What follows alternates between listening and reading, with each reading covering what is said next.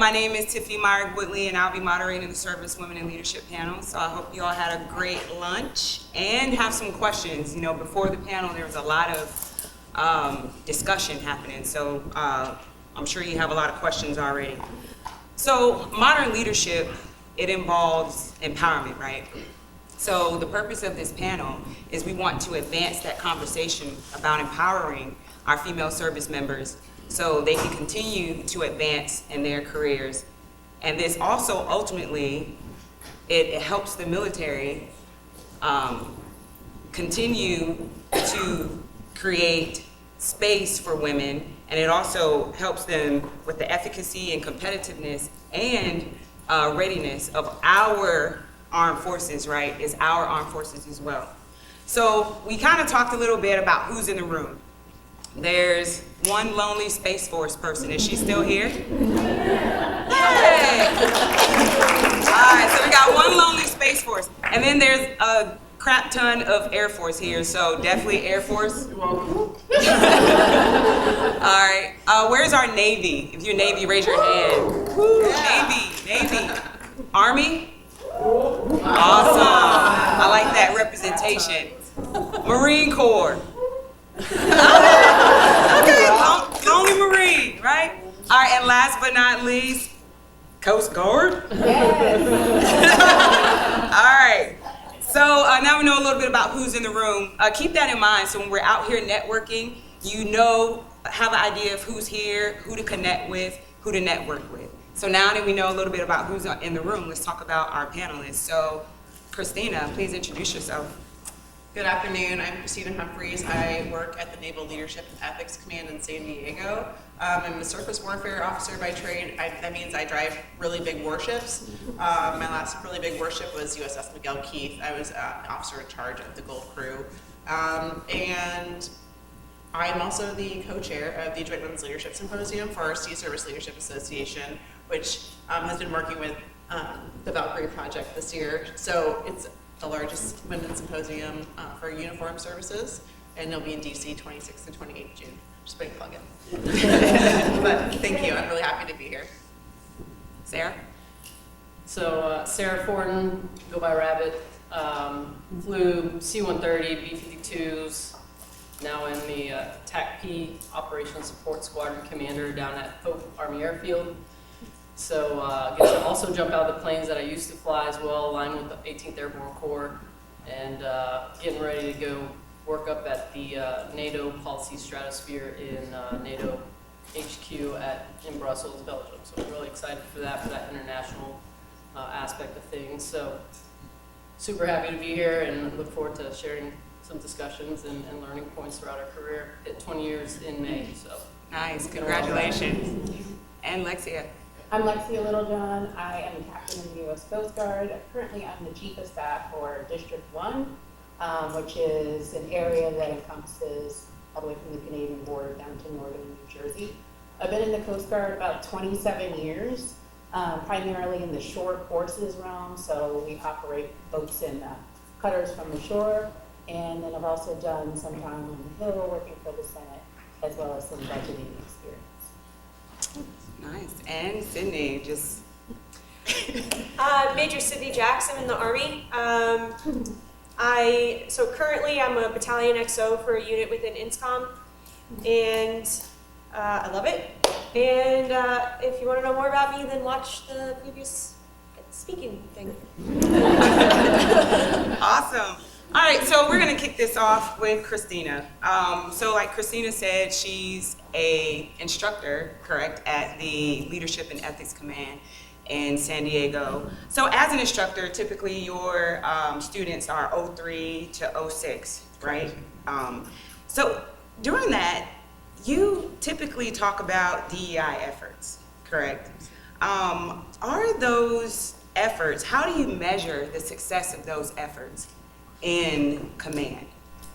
That's a really hard question, I think, but I will attempt to answer it. I think you measure the efforts by the military has had to react to multiple policy changes. So I think, I feel like they've maybe talked around the question a little bit, but like to figure out like the DEI efforts, like you have to understand the pulse and figure out what's important to your team to be able to field that, be able to field your DEI and talk about it appropriately at your level, professionally at your level. And Christina, to add to that, the Navy just implemented the Women Initiative team, right? Yes. That is typically considered a DEI effort, correct? So how is that being implemented at the organizational leadership level, where you have that mid-level leaders, the junior officers, junior NCOs, because a lot of this is happening up here in courses and in classes, but is it being, at the ground level? Like Dr. Johnson talked about it earlier, about the ground up. A lot of times this talk is just happening in rooms where you have senior leaders, but it's not being implemented. So how can that be organizationally implemented? And, Sarah, you're a commander right now, so if you want to jump in with that.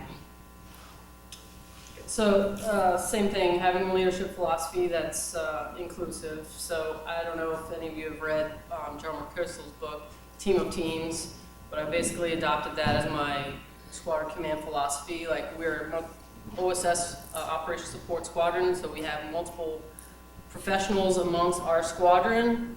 They're all in their own little teams, but then ultimately it's up to the leaders to try to bring those teams to do things together versus in their own little micro stovepipes. I have 5 women right now that are part of the 818th OSS right now, and knocking it out of the park in the sense of what their professional roles and responsibilities are, along with their male counterparts doing just equally as good together, right? So creating that cultural tone out the gates is absolutely important for sure. So I've had to do a little bit of mentorship up. I don't know if any of you have read Athena Rising. That book resonated with me because there's a lot of things that identified in that book, like, oh yeah, I faced that. Yeah, I faced that. But it's a way essentially of men explaining like some of the women challenges that they've gone through a career, and it's okay to have males to be mentors to the women that are also going through the ranks. It's not just women mentoring women, it's also men mentoring women as well. So between all those influences, I think culminating in my squadron command, that's how I've been able to steer that challenge and overcome it, because ultimately, tactical air patrol party is a very male-dominated career field in the Air Force. And as a rated air liaison officer, showing up, talking to the 3-star Army general about things, all air integration, and they're like, okay, well, you made it this far, so I'm going to listen because you've proven yourself probably time and time over again. Nothing what we earn is given, that's for sure. That hyper performance, as Doc mentioned earlier, for sure, that's a thing. Yeah, Christina, may I add to what you were saying too? I think also in units like where there's like less representation of women, having like support groups, right? Like support groups. I hate to use that term, but like groups of where women can just feel free to talk about their things, but also have like men feel safe to be present there too, because the more right? Like the more men know about what we do, and like just like this symposium, Jules, right? Symposiums that are adjacent to women's issues, like the more men who attend them, and the more like policy changes and structural changes we can have, but it also leads to the deck plate too, right? Like, so the more like E5s that can attend things like this, who are not, don't identify as women, like, or, O3s who can attend these things, because they are the deck plate leaders, they are the people on the ground who are doing these implementations and whose service it will be in the next fight, right? Like, whether that's tomorrow or in 10 years. So I think, like, education, and then, like, showing what good leadership is, too, at all levels, right? Yeah. So I think that's really important. Go ahead, Sidney. Yeah, so there's something really cool going on in the Army right now as well. So I'm at the Adjutant General branch, and mostly, like I said before, mostly been in maneuver units. And I spent 2 years working in designing software for the future of talent management with the Army. And how this relates to DE&I, very, very connected, where the Army is focusing on knowledge, skills, and behaviors, whether you call it behaviors or attributes. And right now it's kind of been a little bit of a flop because it's very self-professed.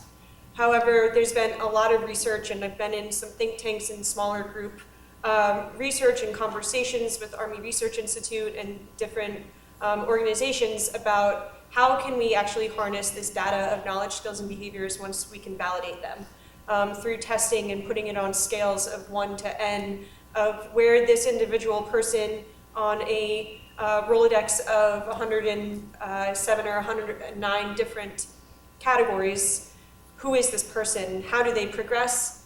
And if we start looking at that and actually start analyzing what is required holistically as a team, whether it's a team of 4, of 8, a squad of 8, or a platoon, or a staff section, or a staff at whole, a battalion command team, a brigade command team, what attributes you need collectively on a team, we can start identifying the right knowledge, skills, and behaviors and evaluating the effectiveness of that team. And why does that matter with DE&I? Right? Instead of, I mean, a perfect world to me is no, like, don't erase my picture on my card going up for promotion. Don't erase that I'm a woman. I've been in that space where your image being erased is extremely detrimental. Instead, it should be also looked at as a skill. Look at what my knowledge, skills, and behaviors are and what qualifies me to be effective in this position. And instead, I almost think that helps us start looking at diversity as a benefit to improve your lethality of your unit rather than trying to hide it. So I'm very optimistic with where the Army will be in like 15, 20, 30 years with the Talent Management Task Force and what they're looking at with validating those KSBs, because it will help justify and help prove why DE&I is important across the board. So do you think we're ready for that, to go back to, you know, faces and all of that, because we went away from it for a reason, right? So Yeah. to go back, that could be, you know, troublesome for some, maybe. Well, we're using those with bias. If we have it as, instead of just looking at, you know, evaluations, which are completely biased, and doesn't support any marginalized community. And we're looking at units that you've served in, which is also biased, which, you know, being hired, especially in the open marketplace, that's also biased and does not support the marginalized communities. But if we start looking at your validated knowledge, skills, and behaviors, for that being a scientific test that is outside of the military and with research institutes, looking down the line, I don't think we're there yet, but that change in progress of looking at a person for who they are in their brain, I think will open the mind to more acceptance of diversity. Yeah, that is definitely a goal that we want to get to, right? So, Lexia, you oversee Coast Guard missions across 8 states, and it's the first African-American female to command a sector. And throughout this morning, we talked about various barriers. So what are some barriers that you've experienced, especially, you know, being a Coast Guard commander, you deal with other interagencies, you know, FEMA, Department of Homeland Security. What are some of those social barriers that you may have faced that all women may not necessarily face? Yeah, I think that that's an interesting question. So the Coast Guard has actually done a lot of studies on barriers to women and minorities, because we have a lower representation of minorities, especially at the senior level. We actually have a lot of non-minority female officers in the Coast Guard, more than any other service. I found that kind of dichotomy interesting. But I think some of the barriers that are in place are really sort of aligned with leadership. That was like the #1 thing that came up in these studies. It's leadership. It's, do you feel valued at your unit? Do you feel, you know, important at your unit? Are your ideas accepted? Do people mansplain stuff to you? I mean, just the simple stuff like that, it all comes down to leadership. And so what I've found, and so maybe I'm kind of like a living example of the fact that maybe barriers are there, but there's a way to overcome them. But I have been very, very lucky with mentorship. I've had great mentors. I was in some what you would call non-career enhancing jobs at the beginning of my career, and I was able to find those mentors through some of the affinity conferences. I don't know if any of you know about the National Naval Officers Association, but that is an affinity conference similar to the Women's Leadership Initiative and the Joint Women's Leadership Symposium. But finding that mentorship and then getting the jobs that then leads you to the successes and the ability to advance, like that's the number one key thing. So I think it really comes down to leadership. I've had some great leaders, I've had some terrible leaders as well, but it comes down to mentorship as well. I've had some great mentors that have helped me get the stepping blocks to be able to be successful. And then can I just put a point on what Sidney said as well, because the Coast Guard is different as a smaller service. We have, I think, it would be challenging to execute something like what you're suggesting, Sidney, but I really think it's interesting because we have taken race and gender and all of those things out of the promotion system, and the studies have shown that our promotion, the mechanisms are non-biased. I've sat on promotion boards, you know, the mechanisms itself are non-biased. However, the Coast Guard is so small that everybody knows everybody. Everybody knows Lexia Littlejohn is an African-American female. The people sitting on that board are gonna know that. And so I think it would be difficult for us to maybe execute that, but something interesting to look at. Yeah, good point, Lexia, thank you. Sarah, we're talking about mentorship. You're the commander of a TACP weapon system organization. You have very few female service members. You said about 5 or so, right? Some organizations, they implement mentorship programs specifically for women, while others claim it unfairly provides a benefit that male service members don't receive. Do you think that gender-based mentorship is necessary?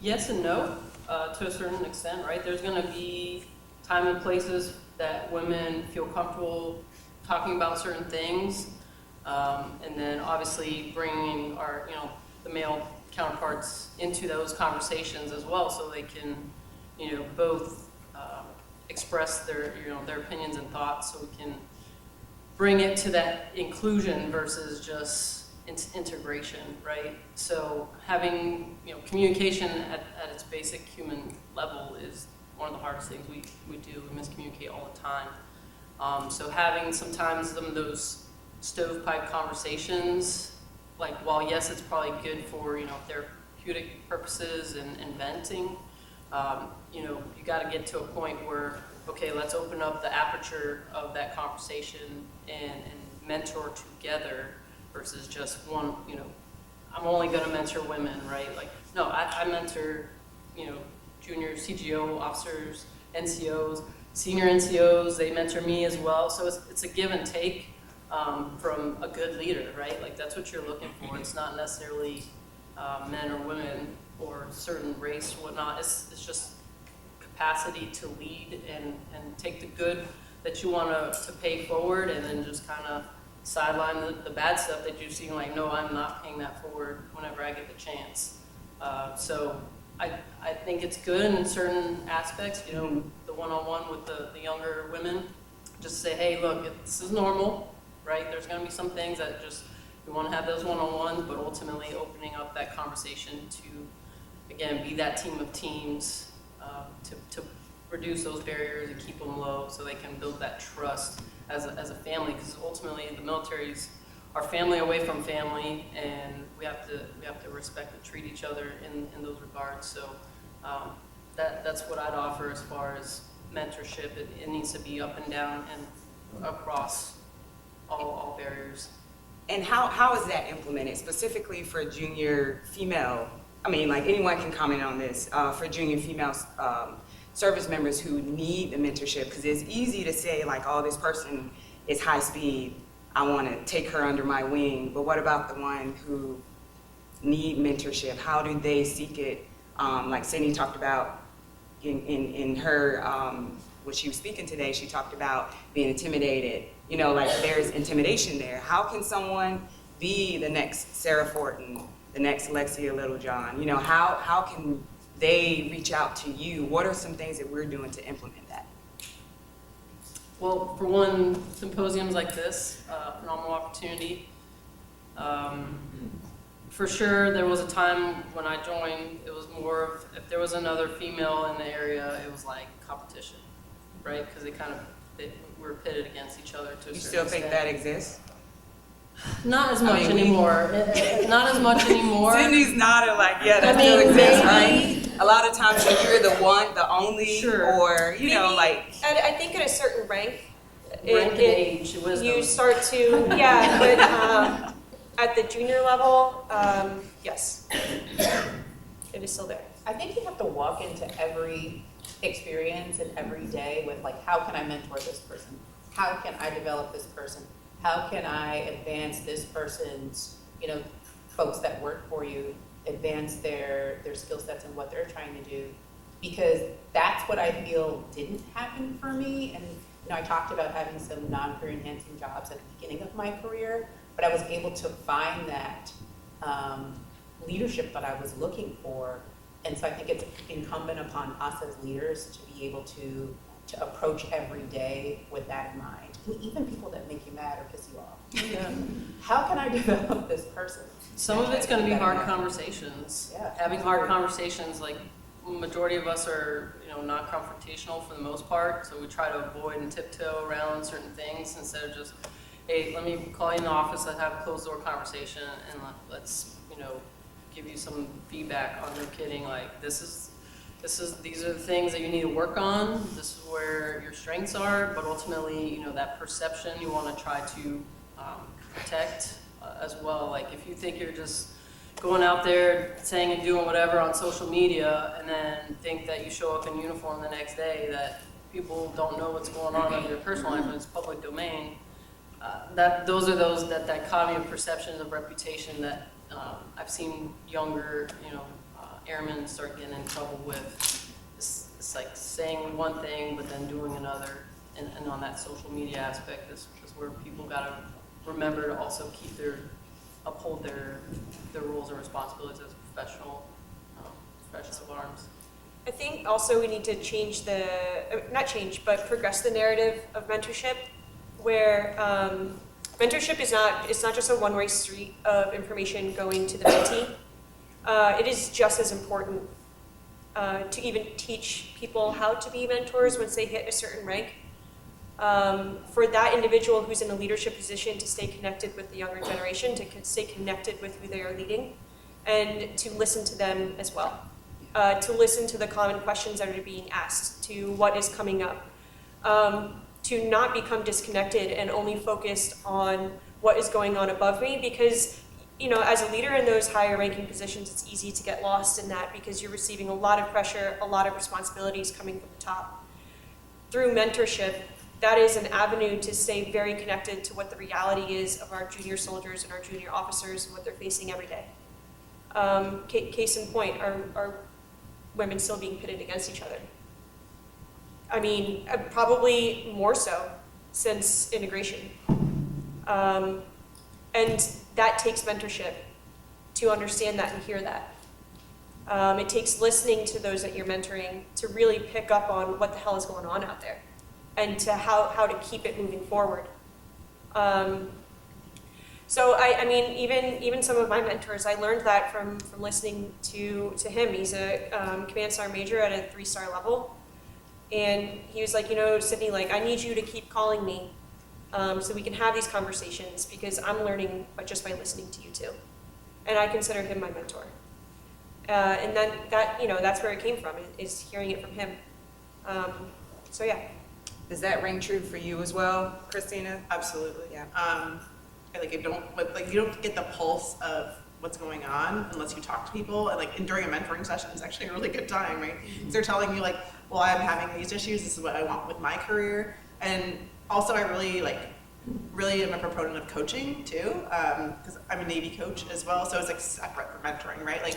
Having people discover their own path, because coaching also can be really powerful because, you know, Sidney and I may have different career aspirations, right?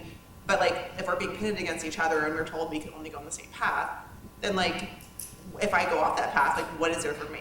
So I think it's really important to figure out what people actually want with their lives, but using the tools of coaching and then separate from mentoring. And you can get a very good pulse of what's going on for them and also what's going on within your command, so you could start addressing root issues of problems that are coming up. Good point. So Sidney, in your experience talking to service women online, what are some of the biggest unmet needs they have and some challenges that they face. Biggest unmet needs.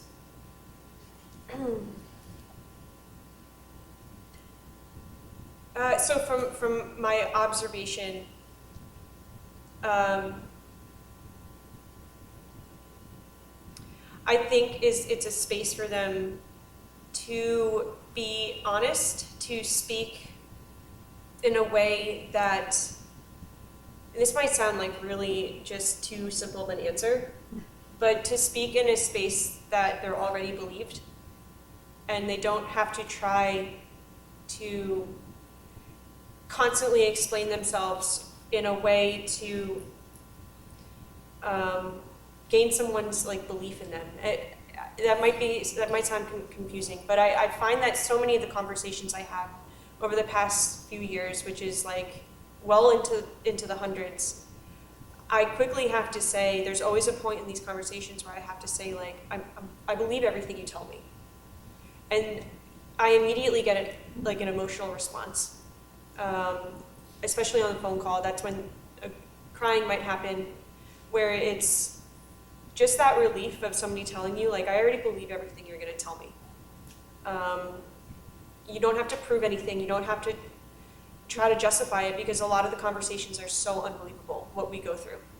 Like, the average person just does not believe, it's unbelievable.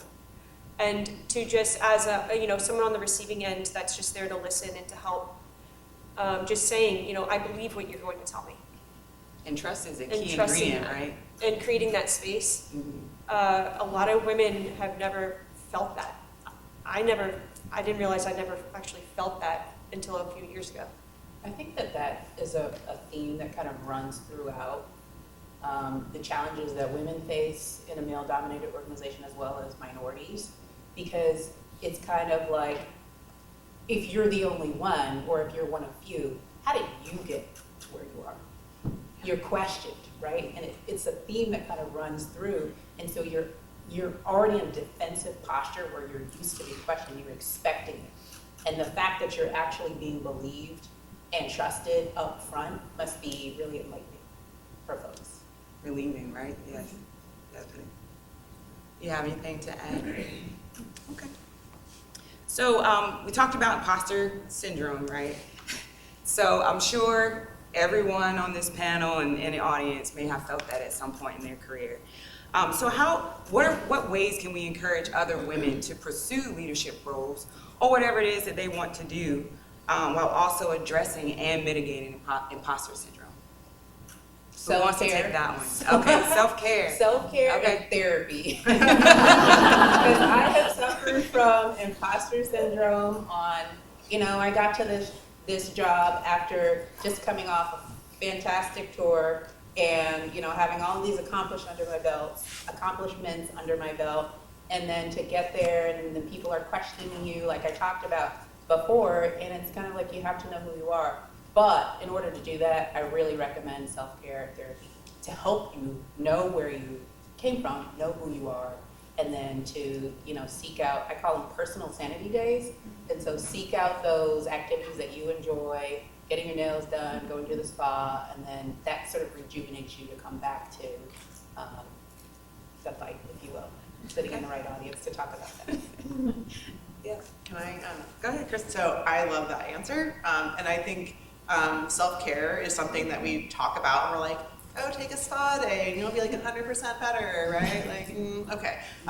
So like the book Real Self-Care, I also recommend as a resource in my classes, and it's by Dr. Pooja Lakshman, and she talks about the exact things that you're talking about, like, you have to know who you are, like, and know what your boundaries are, and then like develop your life around those boundaries. And I think it's really hard as women to set boundaries, but if we don't, then like we're not going to show up for like the people we actually care about, which, whoever that is in your mind.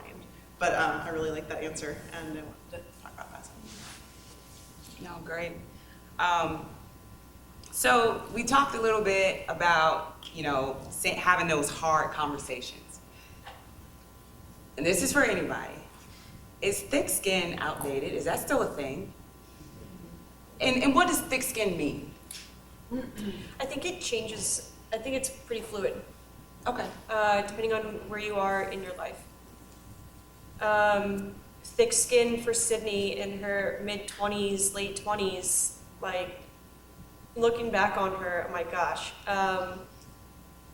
you couldn't pierce it, right? You couldn't pierce my skin. But underneath my skin, there was a cancer. I think thick skin for Sidney now is, I'm much softer now in a way, but that makes me even thicker in a weird way, where I am much more authentic. I'm much more open. I'm much more willing to go inward. I'm much more willing to admit my flaws. And I think that has created such a thick skin in my own security within myself. When, you know, Sidney's thick skin in her 20s was pretty insecure.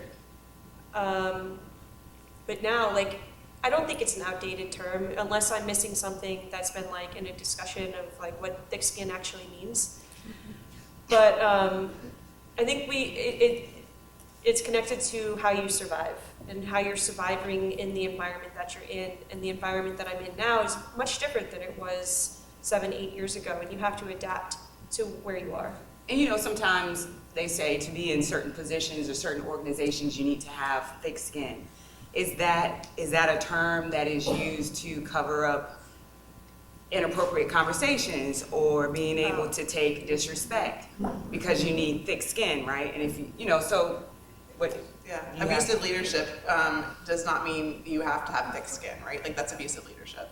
And like you were saying, like, I think, you know, if leaders are respectful to each other, and you could have a tough conversation and still walk away, like, liking the person, right? As a person, like, if you can separate, like, the issue from the person, right? But it's all about how it's delivered too, right? Delivery is so key in, like, communication, and also knowing what the receiver is capable of, right? If, like, someone's going through a massive life crisis and, like, you're giving them a hard message, you probably have to deliver it in a different way than if someone is just not doing that, like, not going through a life crisis, right? Like, you have to, like, be kind of, like, emotionally intelligent about how you talk to people, and especially around surrounding bad news. Communication is really, really hard for everybody. Like, we can all look at the same picture right now and see different things.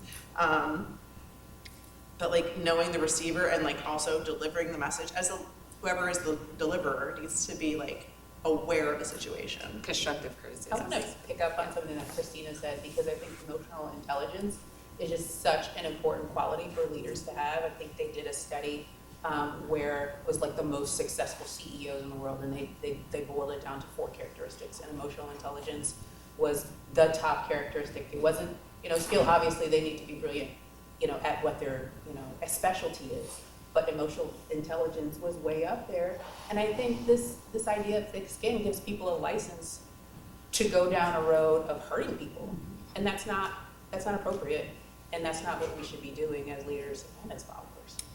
Yeah, I think there's a time and place, though. I mean, I understand, like, there's a small percentage of people who are going into combat, but that's a different environment. You do need thick skin there, and there's a way to train for that as well. You know, when in a combat environment, obviously it's different than an office, and it's important to just, with that emotional intelligence, to understand the time and place. You know, and I also think about it, you know, just the training of jumping out of an airplane in airborne operations, that it's not necessarily just training on how to jump out and jump into combat. Like, yes, that's a huge part of it, but it's also the practice of pushing your body through something when it's telling you not to. And just that repetition, that is thick skin as well. You know, dealing with somebody saying something inappropriate to you, or treating you or physically doing something to you that's inappropriate and wrong. And I'm saying this not justifying any behavior at all. That's not what I'm saying. But you have to be able, when you are in combat, if that's the type of unit that you're in, to be able to get into that game mode and be able to switch on and have thick skin. Like, it's your life or theirs. But we have to be able to start training our operators and training our soldiers and training our infantry men and women on how to pull back out of that mindset. once they're not in that combat environment anymore. And as it bleeds into the office, it's not healthy. So Yeah, that's a hard transition to make. I'd offer from thick skin from the first 10 years of my career to the second 10 years, going through pilot training. You definitely had to wear your thick skin when it comes to debriefing. Like, what did you mess up? How can you make it better? That kind of stuff. You can't take it personally. That these are drills that we do to keep you, obviously, and your crew safe. Train you to do the mission. So don't take it personally, right? So put your thick skin on.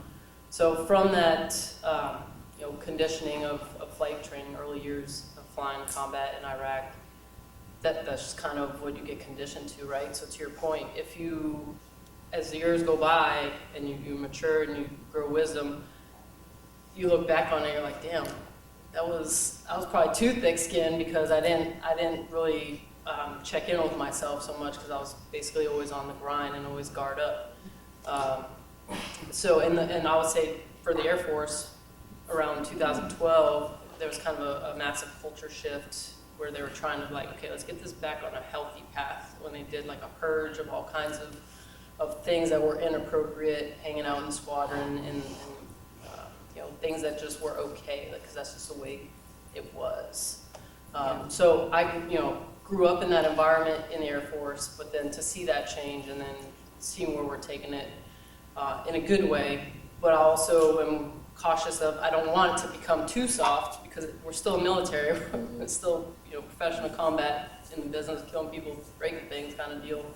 Hurt feelings reports are still a thing in the sense of hey, we had a bad day, we disagreed, all right, let's resolve this and move on. So, but communication absolutely is fundamental to, I guess, redefining what thick skin is, because ultimately if you can't have the gumption to have a conversation, then and you repress it, it's just gonna fester and it grows in different ways that's not healthy for you and or the organization. So again, communication and emotional intelligence for sure is absolutely key to adjusting your style of leadership and interactions to connect with the variations of people that are in your formations.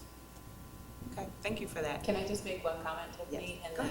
And that, it's just interesting sitting up here as the only Coast Guard member here and just hearing the stories and the different perspectives in the warrior culture versus the humanitarian culture. So there's differences in how we think about and how we operate, and it's really interesting to kind of see. Absolutely, and it's important, another reason why we should continue to have these symposiums, come to, organizations like this and events like this to keep the dialogue going. So questions in the audience. We have a little bit of time for some questions. Does anybody have any questions for the panelists? Over here. Hello, ma'am. Do you all have any suggestions for how to promote a mentorship program to larger populations? Just in the dialogue for buy-in and how you would communicate that mentee-mentor relationship and the way you guys described it? We want to take that that was one. like 3 questions, I'm sorry. So I actually get this question a lot. Which is pretty cool, because that just means from all ranks, junior enlisted women being I'm going to put a group together, what? And I think it's important first to look at your environment, look at your unit type, look at what your leadership style is, what your command leadership is. And once you have the buy-in from your command team and the support from them, you're going to be able to take it where it needs to go. And where it needs to go is unique to your unit. And looking at specifically, okay, what are the 1 or 2 things that I really want to focus on? And what conversation topics, because it can get really big and get to be a lot and be overwhelming and go all different kinds of places in a conversation. So if you have certain, a focus area and you have that buy-in from the command, you're going to start from the jump with more support and more success, where you can then kind of have a little bit more freedom to see where it goes, and to keep an open mind with that mentorship program, where it might look and act differently than what your sister's in the next unit over, what she's doing, and that's totally fine. But keeping an open mind and seeing how it naturally progresses with that buy-in from your command team.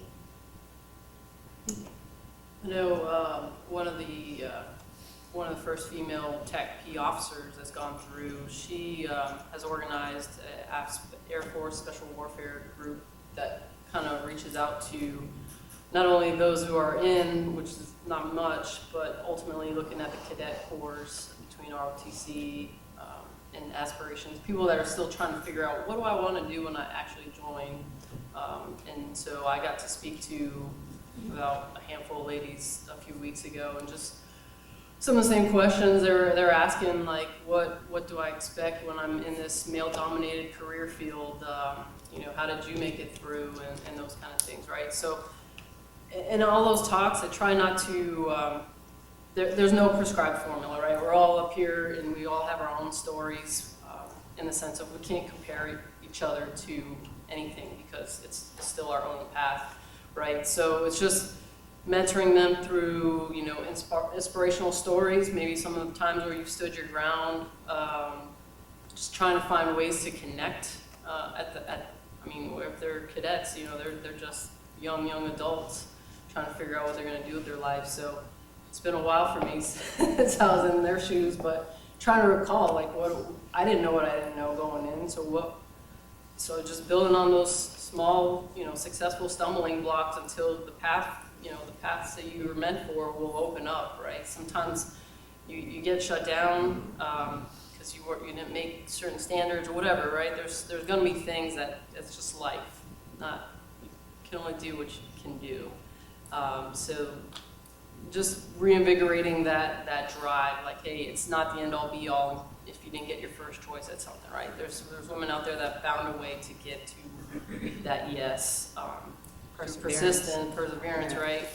But just, yeah, through those little small groups, you know, from the ground up, I think is important. So we find those connection points to inspire, first of all, those cadets who are, you know, willing and able to join. Like, you got to nurture that. You can't just like, no, it's not for you. Like, you're here. Like, that's step one. So just having them build on small successes and inspiring them to that there's a great world of opportunity in the military for women, and you know, women like us have been are here because of trailblazers before us, right? So this kind of what we're doing, just moving the ball a little further down the field, and hopefully they can continue to carry on the torch and do greater things with it. We have a question online. Yep, we have one question online as we're winding down here. So what advice would you tell a driven female chaplain entering the special operations world to ignore? A driven female chaplain. What would you tell her to Female ignore? chaplain, what advice would you tell her to ignore? What piece of advice to ignore? It's tough. That I'm there's not a chaplain, limitations. so I don't know. If they get some sort of, I take this as is there a misperception out there that someone tells you have to be this way? Ex-chaplain. No. That's how I don't think you ignore anything, personally. But you listen to everything. It's coming from, you know, someone's experience. But you don't hang your hat on their story. You create your own experience. I mean, even just some of the dumb stuff that I was told, right? Like, there's some way you can turn that into fuel. There's some way you can turn that into something. I guess it depends on what you're going through, like what the specific course is, like a chaplain in special operation. I'm not a chaplain. I wasn't a chaplain. Yeah, I don't think you ignore anything. I think you listen to it all, and you create your own interpretation. If someone tells you that women shouldn't be in special operations, You ignore that. But you still listen. You still hear it. You're going to hear it. Like, the reality is you're going to hear it all the time. So, like, you have to listen to it and determine what you need to do to not let that create something toxic inside of you. Because it will if you let it. It's interesting because we're talking about like a chaplain in special operations. Those seem very dichotomous, right? Like, for a lot of people. I think in the Navy, we deal with this a lot too. We call it both sides of your collar, which, you know, like, so if you're in a staff corps, like a JAG or a nurse or whatever, and then you have your Navy rank, and you're like, what am I serving? I would ignore the advice that people say you can only serve one side of your collar, right? She's a chaplain and a special operator. Like, you can be both. right? And like, I think that some people try to put us in boxes and ignore the box, I would say, is, if I could say anything, like, you can serve both sides of your collar and you can do it honorably, and there's reasons why chaplains are with the special forces. Yeah. So. I think one piece of advice I would give to not ignore is exactly that. Like, depending on the type of unit you're going to, if you're going to 75th Ranger Regiment, you go to Ranger School. Go out to the field with them, jump with them, become a jump master. Like, do everything that your guys and your girls are doing. Doesn't matter if you're on staff. Your job on staff is to take care of those people. So anybody that tells you otherwise, don't ignore it, but take it as like, that's why I'm gonna go do it. Okay, awesome. Well, thank you so much, ladies, for all your words of wisdom, and thank you all for being here and watching this panel. So